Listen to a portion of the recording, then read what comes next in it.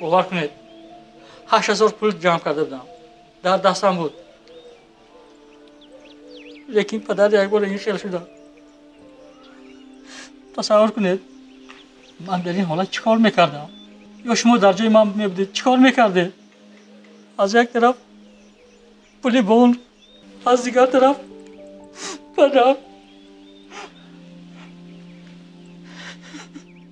اگر پول ندید دادم میمردم دکترای میدونید که اوضاع چی هستگی